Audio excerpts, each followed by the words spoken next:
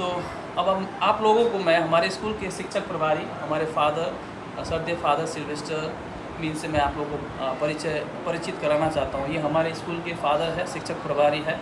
और आज के इस विशेष दिन पर, आज के इस विशेष अवसर पर मैं हमारे स्कूल के फादर शिक्षक प्रभारी से मैं एक प्रश्न पूछना चाहता हूँ। मैं इसी स्कूल का एक असिस्टेंट टीचर हूँ, तो मैंने सोचा हमारे इस स्कूल में चल रहे इस प्रकार के कार्यक्रम को इस चैनल के माध्यम से अगर मैं जन जन तक पहुँचाऊँगा तो मुझे लगता है इससे काफ़ी दूसरे बच्चों को भी प्रोत्साहन मिलेगा, एक साइंस के दिशा में एक नया एक ज्ञान, एक नॉलेज मिलेगा और वे भी हमारे इस स्कूल के साथ मिलकर हमारे इस क्षेत्र के बच्चों के साइंस के विकास के लिए वे लोग भी काम करेंगे। तो इस उद्देश्य से मैंने इस इवेंट को मेरे इस चैनल में मैंने डाला है। तो मैं फादर से एक प्रश्न पूछना चाहता हूँ। बच्चे हमारे इस स्कूल के बच्चे, विशेषकर डुवर्स के बहुत सारे बच्चे इस स्कूल में अध्ययन करने के लिए आते हैं। तो 2013 में स्कूल एफिलिएटेड हुआ, तो उस समय आर्ट्स और साइंस दोनों स्ट्रीम हमारे स्कूल के लिए प्रदान की गई। हमारे स्कूल के लिए बहुत बड़ी सौभाग्य की बात है। तो साइंस के क्षेत्र में 2013 से लेकर 2023 तक बच्चों का क्रमिक किस तरह से विकास हुआ है, साइंस के क्षेत्र में बच्चे किस तरह से काम कर रहे हैं, मैं फादर से एक प्रश्न पूछना चाहता हूँ। तो सब प्रथम तो मैं हमारे सहायक शिक्षक विकास क्षेत्रीय सर जी का आभारी हूँ कि वे बहुत ही ज्ञान में आगे बढ़ रहे हैं और हमारे विद्यालय का नाम रोशन कर रहे हैं।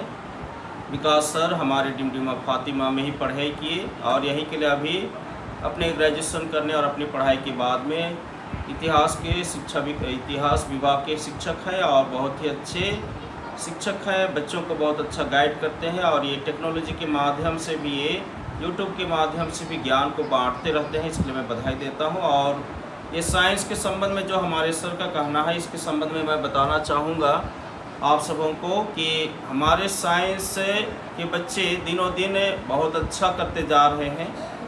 सन 2012 में पश्चिम बंगाल सरकार हमारे विद्यालय डिमडिमा फातिमा को 11वीं क्लास 11वीं 12वीं के लिए मंजूरी दी और तब से आर्ट्स की पढ़ाई के साथ साथ में साइंस के बच्चे भी, शुरू में बच्चे 30-35 हुआ करते थे और अभी के समय में बच्चों की संख्या दिनों दिन बढ़ती जा रही है। पिछले साल 65 हैं और जो इस बार 12वीं लिखेंगे और इस बार की संख्या में 70 करीबन है बच्चे। और इन बच्चों के द्वारा हमारे दोनों विद्यालय का नाम रोशित हो रहा है और हमारे बच्चे पढ़ रहे हैं और अच्छी मेहनत के साथ पढ़ रहे हैं।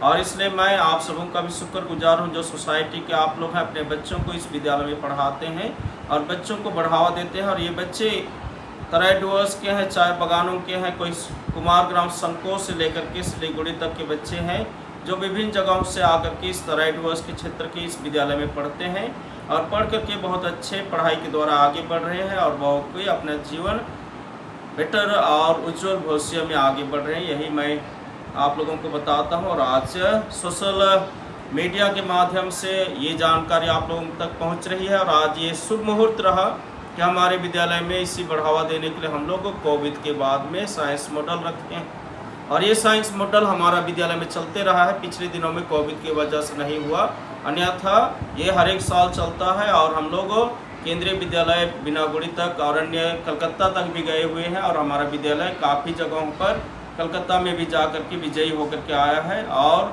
डिस्ट्रिक्ट लेवल में भी चैंपियंस रहा है। आप लोगों की शुभकामना रहे, हमारे विद्यालय का आशीर्वाद रहे कि हम और इस क्षेत्र में आगे बढ़ें, यही हम कहते हैं। और अंतिम प्रश्न फादर, जैसे कि ये क्षेत्र जिस जगह में ये हमारा स्कूल स्थित है, यहाँ पर विशेषकर देखा जाए तो यहाँ पर श्रमिक, लेबर, बहुत सारे ऐसे बच्चे आते हैं जो डिसएडवांटेज कैटेगरी के बहुत सारे बच्चे हैं।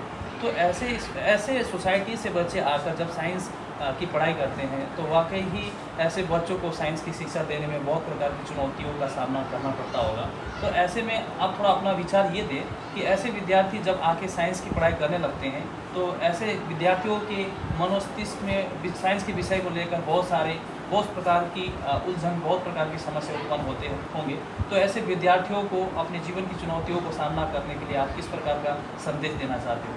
मैं आपके इस टेक्नोलॉजी और सोशल मीडिया के माध्यम से कहना चाहूँगा अपने अभिभावकों और शुभचिंतकों को कि ज़रूर तराई डुवर्स में ये साइंस का महत्व दिनों दिन बढ़ रहा है और ज़रूर चुनौतियाँ हैं। हमारे बच्चे बहुत समय में साइंस के लिए गांव देहात से आते हैं तो उनको लगता है कि साइंस विषय बिना ट्यूशन किए हुए हम लोग नहीं पढ़ सकेंगे, ऐसे लगता है। लेकिन मैं सुझाव देना चाहूँगा हमारे बच्चे हमारे टीचर्स हैं। यहाँ पर जितने हमारे टीचर्स हैं, एक टीचर से नहीं समझ में आई तो दूसरे टीचर से अगर समझने के लिए कोशिश करेंगे और पूछेंगे तो हमारे टीचर्स गाइड करते हैं।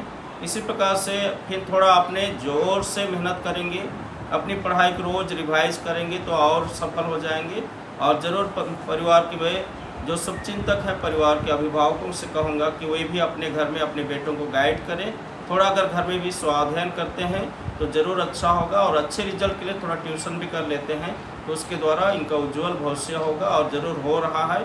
और यही कहते हुए मैं पूरे समाज से आह्वान करूँगा कि अधिक से अधिक हमारे साइंस पढ़ने वाले बच्चों को बढ़ावा दें और अपने बच्चों को भी पढ़ाएं। तो इस चैनल में क्योंकि बहुत सारे विद्यार्थी क्लास 10 और 12 के जुड़े हैं, तो मुझे लगता है ये सबसे उपयुक्त समय है।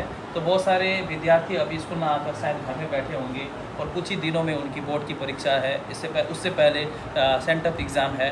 तो मैं फादर से रिक्वेस्ट करता हूँ इस चैनल के माध्यम से उन तमाम विद्यार्थियों को जो कुछ कारण वो विद्यालय नहीं आ पाए हैं या घर में अध्ययन नहीं करते हैं, ऐसे विद्यार्थियों को आपसे मैं आग्रह करता हूँ कि मेरे चैनल के माध्यम से उन्हें कुछ संदेश दें ताकि पढ़ाई के प्रति वे लोग जागरूक हो जाएं। जैसे बहुत ही प्रसिद्ध शिक्षाविद और प्रेसिडेंट रहे हैं नेल्सन मंडेला, जिन्होंने कहा है कि शिक्षा एक हथियार है जिसके द्वारा आप अपने समाज को बदल सकते हैं, या तो आपके अपने कल के भविष्य को और बहुत ही अपना परिवार को बहुत ही अच्छा बना सकते हैं।